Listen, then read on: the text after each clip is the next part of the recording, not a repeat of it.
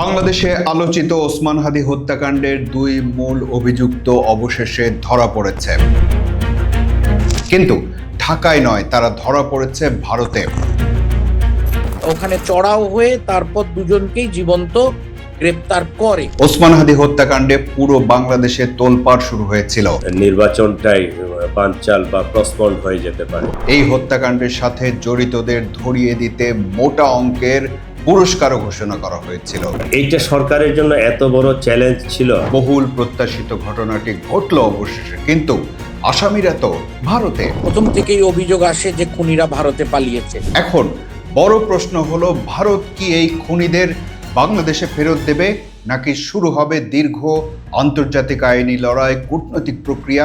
এই যে ভারত বাংলাদেশের একজন খুনিকে তার মাটির থেকে ধরে ফেললো, এই ঘটনা কি দুই দেশের সম্পর্কের বরফ গলাতে বড় ভূমিকা রাখবে? আমার বিশ্বাস যে both side, from Bangladesh and from India. এসব প্রশ্নের উত্তর খুঁজবো আমরা এই ভিডিওতে। কথা বলবেন ঢাকা মেট্রোপলিটন পুলিশের additional commissioner S N. Nazrul Islam এবং কলকাতা থেকে সাংবাদিক স্নেহাশিস সুর। আমি মঞ্জুরুল করিম, আপনাদের স্বাগত জানাচ্ছি প্রেক্ষাপটে। ইনকিলাব মঞ্চের মুখপাত্র ওসমান হাদির হত্যাকাণ্ডের উত্তাপ বাংলাদেশের সীমানা পেরিয়ে ভারতেও পৌঁছে গিয়েছিল। এখন যখন খুনিরা ধরা পড়ল ভারতে, তখন সেটা বাংলাদেশ ভারত দুই জায়গাতেই বড় খবর। দেখুন, 12ই ডিসেম্বর ইনকিলাব মঞ্চের মুখপাত্র ওসমান হাদি, তিনি ঢাকায় এই সময় একজন গুরুত্বপূর্ণ ব্যক্তি ছিলেন। তিনি নির্বাচনেও ছিলেন এবং তারপর নির্বাচনী প্রচার শেষ করে নামাজ পড়ার পর সোহরাওয়ার্দী ময়দানের দিকে যাওয়ার সময় তাকে একেবারে বাইকে থেকে তার খুনিরা এসে গুলি করে এবং এই ঘটনার পরে কিন্তু গোটা বাংলাদেশে একটু তুলকালাম হয়েছিল এবং প্রথম থেকেই অভিযোগ আসে যে খুনিরা ভারতে পালিয়েছে। তাৎক্ষণিকভাবে আমাদের পুলিশ তৎপর হয় এবং আমরা এটার ইনভেস্টিগেশন শুরু করি। মোটরসাইকেল আরোহী যারা গেছিল তাদেরকে আমরা আইডেন্টিফাই করার চেষ্টা করি। আইডেন্টিফাই করতে আমাদের প্রায় রাত 11টা বাজে গেছে। তারপর আমরা তাদের লোকেশন ট্র্যাক করতে দেখি যে তারা নেত্রকোনার হালুয়াঘাট দিয়ে চলে গেছে। তো এই জিনিসটা আমরা চেস করছি, ওই পর্যন্ত গেছি, কিন্তু আমরা যতক্ষণে ওই হালুয়াঘাট বর্ডার পর্যন্ত পৌঁছাইছি ততক্ষণে তারা কিন্তু আমাদের দেশের সীমানা ছেড়ে চলে গেছে। এইটা তো আমরা তো আর বর্ডার ক্রস করে চেস করতে পারি নাই। ওখানে দু একদিন অবস্থান করার পরে বিভিন্নভাবে কিভাবে কলকাতা চলে গেল। এমন একটি হত্যাকাণ্ডের চারিদিকে চাঞ্চল্য শুরু হয়।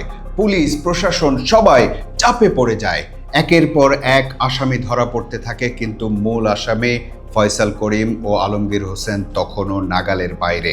একটা পর্যায়ে পুলিশ বলেই বসে যে খুনিরা ভারতে পালিয়ে গেছে। কিন্তু আমার ব্রিফিংয়ের জাস্ট 9 মিনিট পরেই ভারতীয় মিডিয়া থেকে এটাকে অস্বীকার করা হয়েছে এবং এটা একটা রিয়াকশন দেওয়া হয়েছে। পরবর্তীতে আমরা এটা একটা করিজান নামও দিতে বাধ্য হই। এবং এই ঘটনার প্রেক্ষিতে কিন্তু ভারত বাংলাদেশের সম্পর্কের এমনিতেই তত্ত্বাবধায়ক সরকারের আমলে যে খুব ভালো ছিল তা নয়, কিন্তু এই ঘটনাটা এবং এই অভিযোগের পর সম্পর্কটা আরো খারাপ হয় এবং একটা পারস্পরিক সংশয় এবং একটা সমস্যার একটা বাতাবরণ তৈরি হয়। সাংবাদিক স্নেহাশিস সুর যে কথা বলছেন, দুটি দেশের মধ্যে সম্পর্কের চরম বৈরিতার সে সময়টা আপনাদেরও নিশ্চয়ই মনে আছে।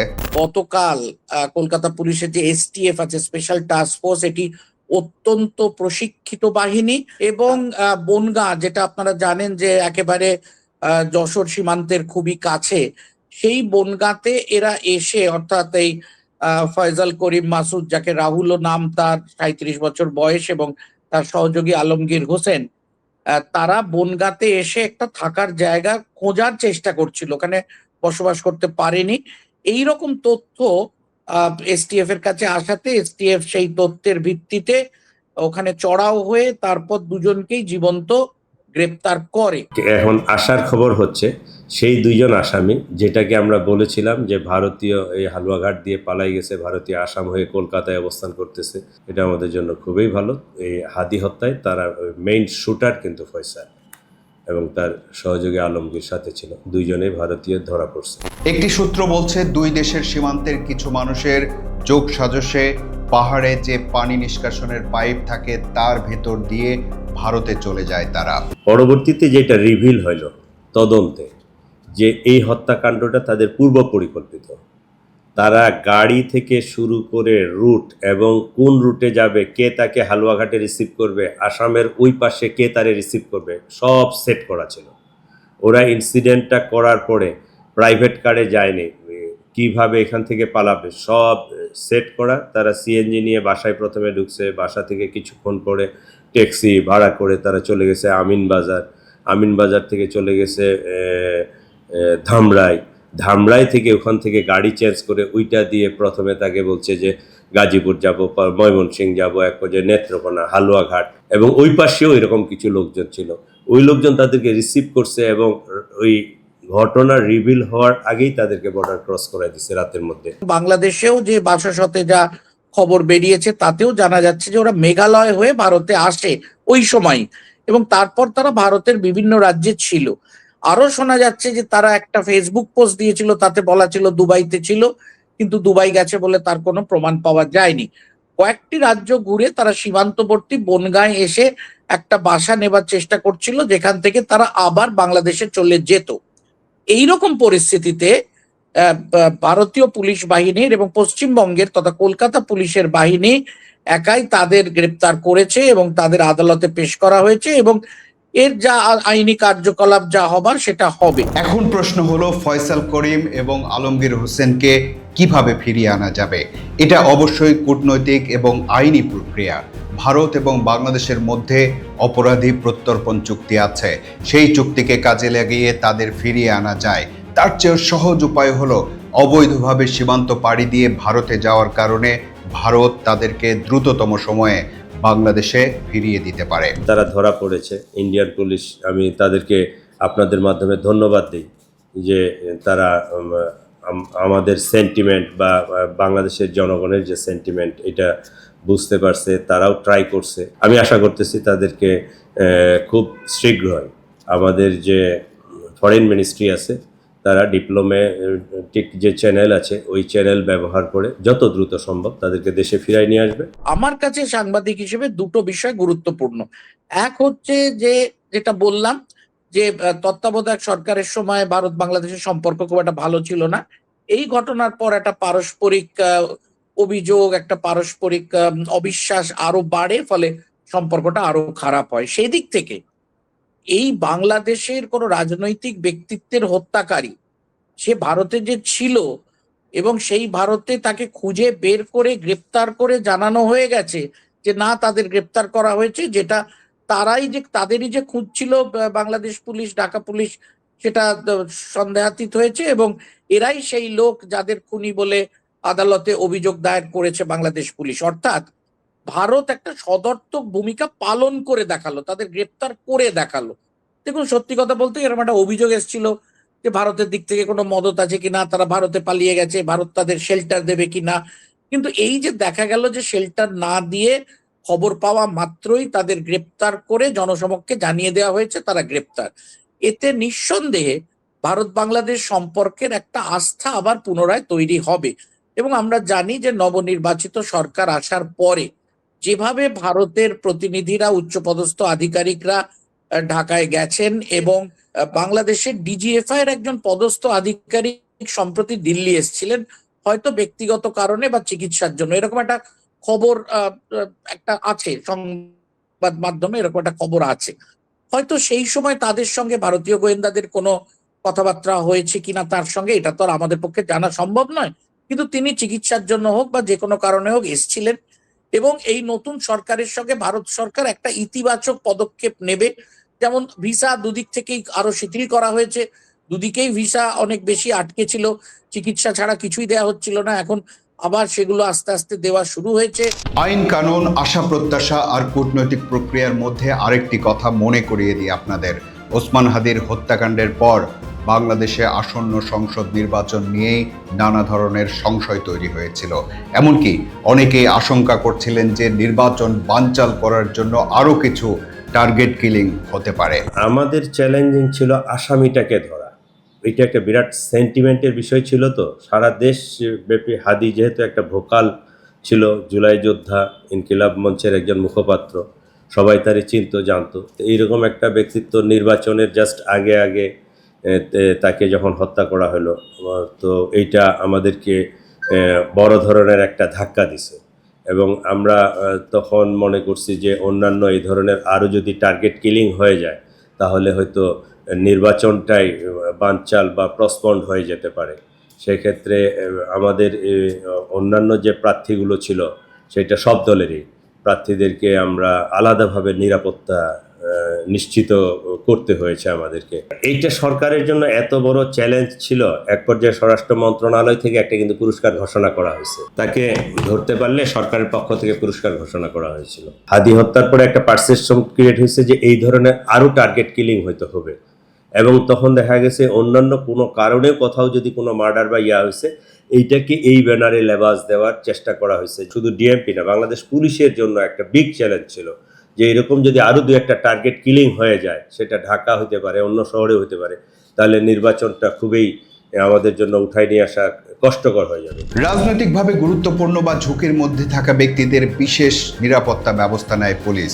গানম্যান থেকে শুরু করে গোয়েন্দার নজরদারি পর্যন্ত ছিল এসবের মধ্যে। আপনার কাছে যে পর্যবেক্ষণ, সেটাতে কি মনে হচ্ছে যে নতুন সরকারের সাথে সম্পর্ক উন্নয়নের ব্যাপারে পারস্পরিক যে আগ্রহের জায়গা, সেই জায়গা থেকেও হয়তো ভারতের পুলিশ বা প্রশাসন চেষ্টা করেছে সবচেয়ে বিতর্কিত জায়গাটাকে এই সময়টাতে একটু চেষ্টা করে দেখা যাক, বা মাঝখানের সময়টাতে যেহেতু মুখ দেখা দেখিও বন্ধ ছিল, বিষয়টা এরকমই ছিল, তো সেটা একটু কাজ করেছে কিনা?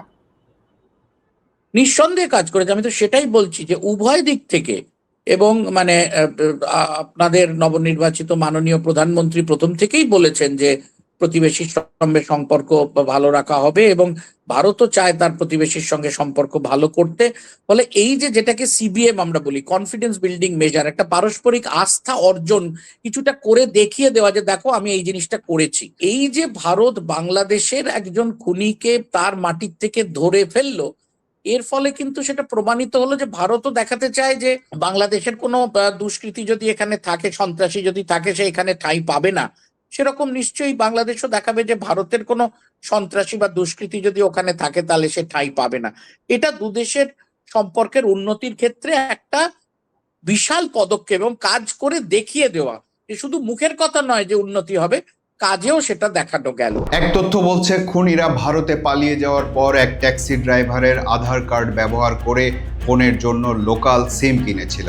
আমার বিশ্বাস যে both side, from Bangladesh and from India, both side government চাচ্ছে যে একটা গুড রিলেশনশিপ বিল্ড আপ করার জন্য। এই কারণে আমি মনে করি যে আমার ডিপ্লোম্যাটিক চ্যানেলে যখন এটা যোগাযোগ হবে, আমি মনে করি যে ইন্ডিয়ান গভর্নমেন্ট এটা দ্রুতই রেসপন্স করবে এবং অ্যাজ সুন অ্যাজ পসিবল তাকে বাংলাদেশের হাতে তুলে দিবে। যে আসামিদের আটক করলো কলকাতা পুলিশ বা এসটিএফ বা ভারতের পুলিশ, তাদেরকে ফেরত দেয়া, প্রত্যর্পণ বা কোন প্রক্রিয়ার মধ্যে দিয়ে হতে পারে আপনার কি মনে হয়?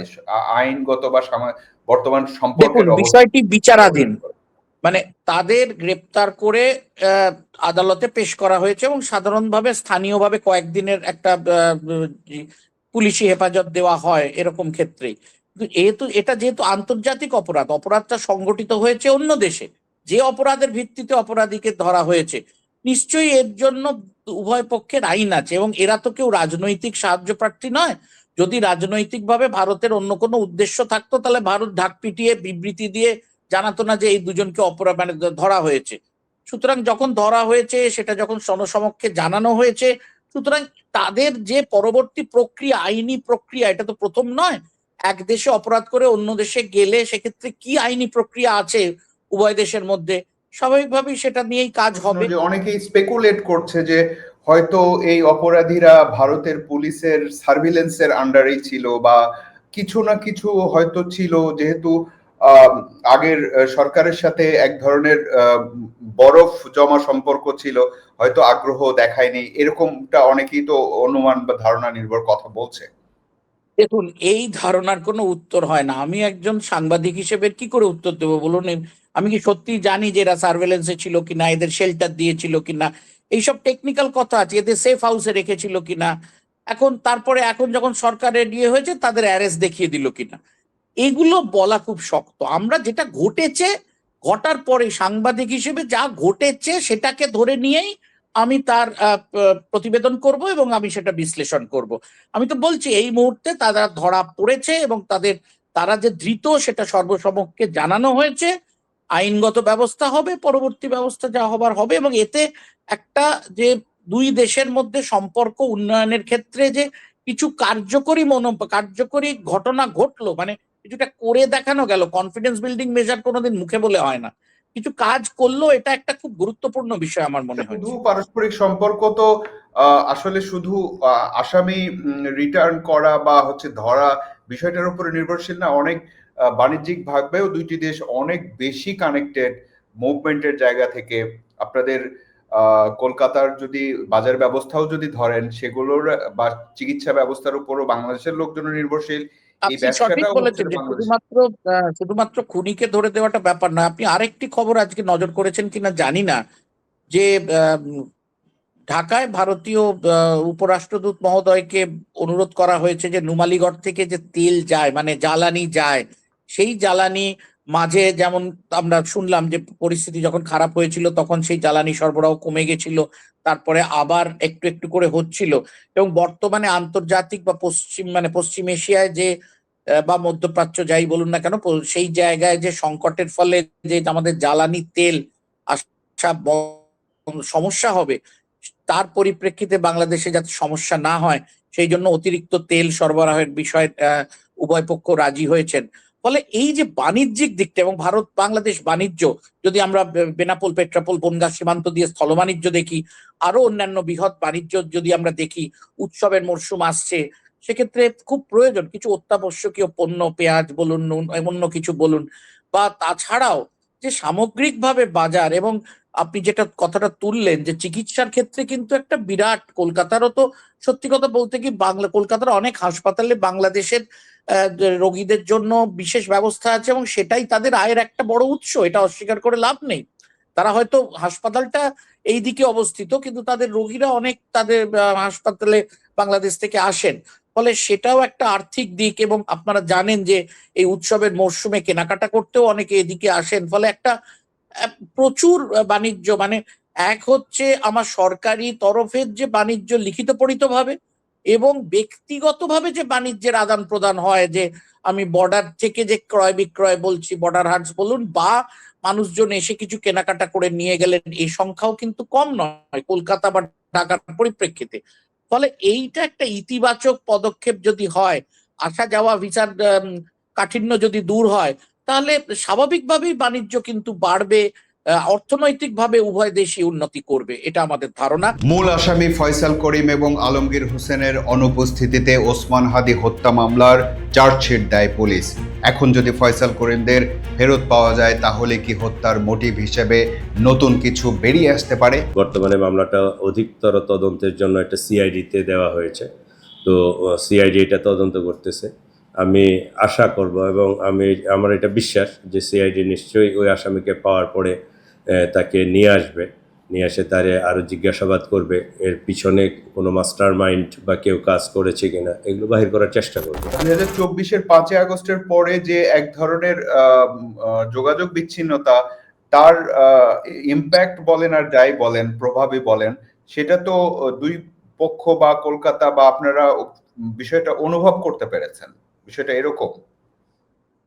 100 বার এটা অনুভূত হয়েছে। এখানকার দোকানপাট, যারা ধরুন ছোট ব্যবসায়ী, মাঝারি ব্যবসায়ী, দোকানদার, আমি নিউ মার্কেটের নাম করেই বলছি, ফলে সেখানে তো দেখা গেছে যে মানুষ যদি ভিসা করে আসতেই না পারে তাহলে কেনাকাটাটা করবে কোথায়।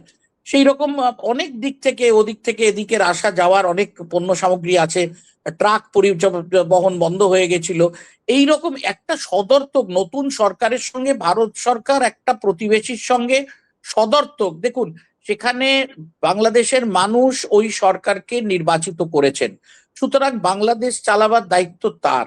ভারত বাংলাদেশ মনে করলে তাকে নির্বাচিত সরকারের সঙ্গেই কাজ করতে হবে, এবং এই সরকারের সঙ্গে কাজ করতে গেলে এই যে কনফিডেন্স বিল্ডিং মেজার, ইতিবাচক পদক্ষেপ, যেটা আমি বললাম, ভিসার দিক থেকে, বাণিজ্যের দিক থেকে, যাতায়াতের দিক থেকে, পারস্পরিক সম্মানের দিক থেকে, এটা অনেক সহজ হতে চলেছে।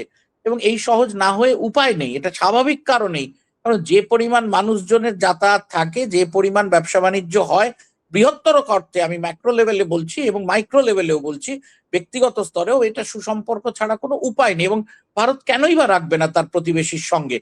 সেই দেশে যে সরকার নির্বাচিত হয়ে এসছেন সেই সরকারই বাংলাদেশ, ফলে তার সঙ্গে ভারত সুসম্পর্ক রাখবে এবং রাখছেও।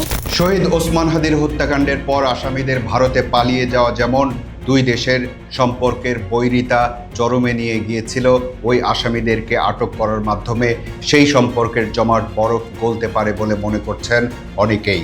আর সেজন্য অপেক্ষায়ও আছেন সীমান্তের দুই পাড়ের বহু মানুষ। আমার আনন্দের বিষয়, এবং আমি ইন্ডিয়ান পুলিশকে আপনাদের মাধ্যমে আবারও ধন্যবাদ জানাই যে তারা এরকম একটা, যেটা অনেক সেন্সেশনাল ক্যারি করে, এটা একটা আমাদের ন্যাশনাল সেন্টিমেন্টের সাথে জড়িত, তারা এই আসামি দুইটাকে ধরছে, অ্যারেস্ট করছে এবং তারা অফিসিয়ালি জানাইছে, একটা কালকে প্রেস রিলিজও দিছে।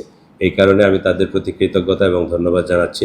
এবং আমি আশা করতেছি ভবিষ্যতে আমরা নেইবারিং কান্ট্রি, আমাদের মধ্যে সুসম্পর্ক থাকবে, আমাদের মধ্যে বিশেষ করে আইন শৃঙ্খলা বাহিনীর মধ্যে, দুই দেশের আইন শৃঙ্খলা বাহিনীর মধ্যে একটা যদি যোগাযোগ থাকে, তাহলে ট্রান্সন্যাশনাল যে ক্রাইমগুলো, বর্ডার ক্রাইমগুলো, এগুলো অনেকটা কন্ট্রোল করতে সুবিধা হয়। সেটা দুই দেশের জন্যই মঙ্গল করে এবং দুই দেশের জন্য এটা উপকার বয়ে আনবে। আসন্ন উৎসবের মরশুমে আপনাদের সকলকে আমরা শুভকামনা জানাই। আপনারা খুব ভালো করে উৎসব পালন করুন, দেশ শান্তিতে থাকুক। আমাদের এক একটি দেশ যদি ভালো থাকে তাহলে উপমহাদেশ ভালো থাকবে, তাহলে পৃথিবী ভালো থাকবে। দেখছেন তো পৃথিবীর পরিস্থিতি এখন ভালো নয়। আমাদের অন্তত এই এলাকার দুই প্রতিবেশীকে ভালো থাকতে হবে, তার জন্য আমাদের সাংবাদিকদেরও যা করবার সেটা করা উচিত। ধন্যবাদ। একটা খুনের তদন্ত কখনো কখনো সীমান্ত পেরিয়ে যায়, তখন সেটা শুধু আর অপরাধের গল্প থাকে না, হয়ে ওঠে দুই দেশের আইনি ও কূটনৈতিক পরীক্ষার ক্ষেত্রেও। এখন দেখা যাক ঘটনা কোন দিকে যায়।